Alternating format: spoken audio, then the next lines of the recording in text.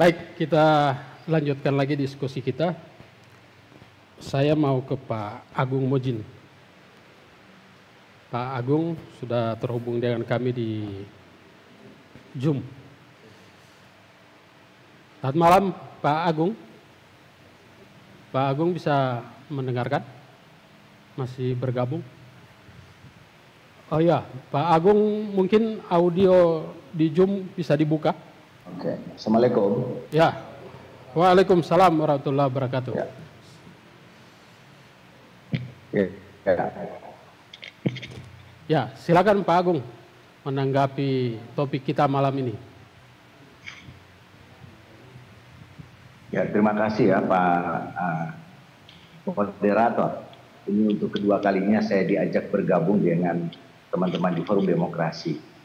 Tadi saya sudah mendengarkan ada dua pandangan yang cukup menarik dan buat saya sesuatu hal yang belum saya ketahui, tapi paling tidak ini menambah informasi terkait dengan perkembangan Gorontalo karena memang saya berada di Jakarta.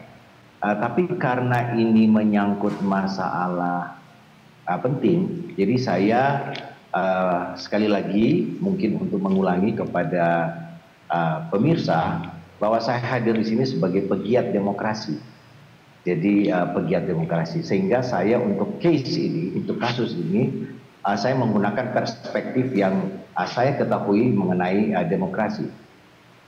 Komentar saya terhadap apa yang sedang dibicarakan ini, kalau saya melihat keseluruhan, bahwa masalah yang muncul ini adalah varian-varian dari sebuah fakta di mana saya ingin mengatakan bahwa penunjukan pejabat gubernur yang dilakukan oleh pemerintah pusat itu dalam perspektif demokrasi adalah sebuah kemunduran yang dilakukan oleh rezim Jokowi ini. Mengapa saya mengatakan adalah sebuah kemunduran? Bahwa dalam perspektif negara dan demokrasi, sesungguhnya apa yang kita perjuangkan hari ini, yaitu demokrasi, kedaulatan ada di tangan rakyat. Tapi yang terjadi hari ini, itu digeser menjadi kedaulatan di tangan pemerintah.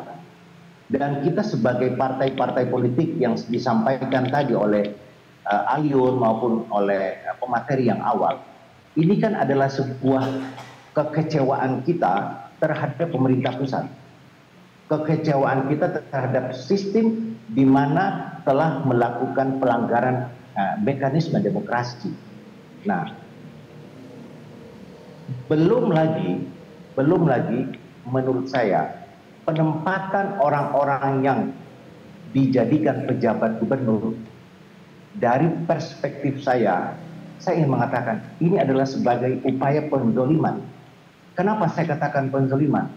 Bapak dan Ibu bayangkan orang-orang yang terbaik, kader-kader orang Gorontalo yang ada di Jakarta, mereka tugaskan ke Gorontalo menempati posisi yang terhormat, kemudian tanpa ukuran yang jelas, hanya selera dari pemerintah pusat, mereka diganti dan digeser, dan ini adalah penzoliman harga diri orang-orang kita. Bayangkan seorang Hamkan, seorang Ismail, kemudian diganti begitu saja oleh pemerintah pusat. Ini kan praktek dari sebuah pemerintahan yang otoritarian. Ini adalah praktek pemerintah yang otoritarian. Nah, partai-partai politik ini saya sesalkan pada malam hari ini.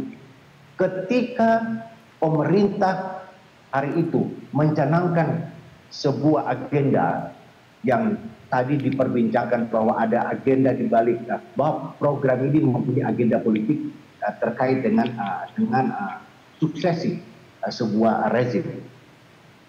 Saya kira semua partai politik ini bertanggung jawab.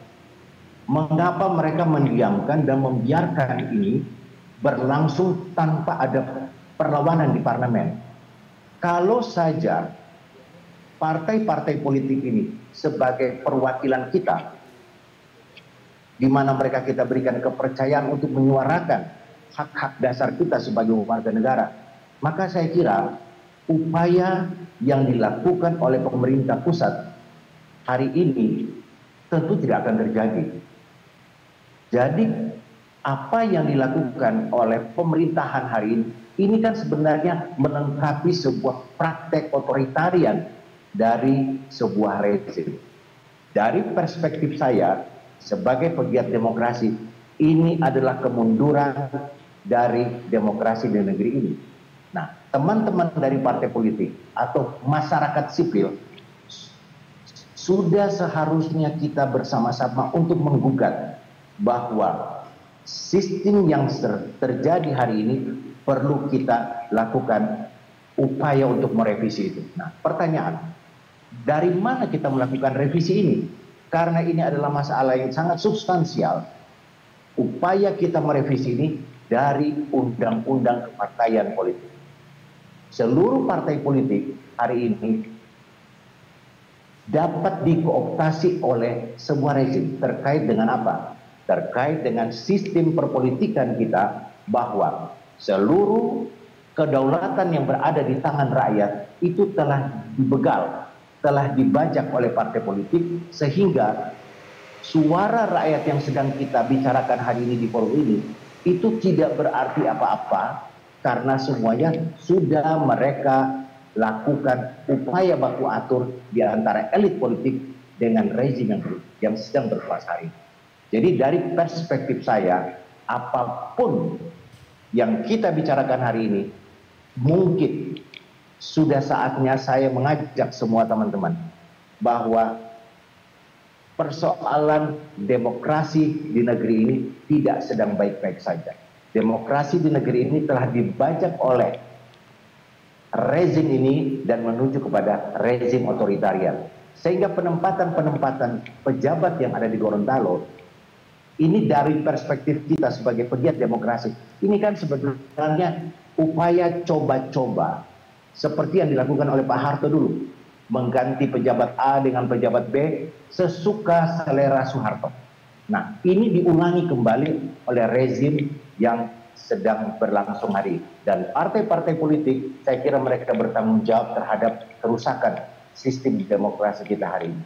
Saya kira ini komentar saya secara global saja, karena lagi-lagi yang kita bicarakan adalah sumber permasalahannya adalah sistem kepartaian, sistem politik kita, di mana partai-partai politik telah membajak kedaulatan rakyat dan berubah menjadi kedaulatan partai politik. Dan kedaulatan ini mereka selesaikan di ruang-ruang kosong, di ruang-ruang gelap, dan akhirnya forum-forum demokrasi seperti ini tumbuh di mana-mana menyampaikan gugatan. Namun gugatan ini tentunya harus perlu ada jalan keluar. Lagi-lagi jalan keluar hari ini saya menyuarakan sudah saatnya kita untuk melakukan perbaikan sistem kepartaian kita dan undang-undang politik kita. Saya kira demikian. Salam. Baik, terima kasih Pak Bang Amos. Mungkin sudah kembali ke Indonesia atau masih di Jerman ya? Sudah di Indonesia? Saya sudah di tanah air, sudah di Jakarta. Oke, baik Bang Amos, terima kasih.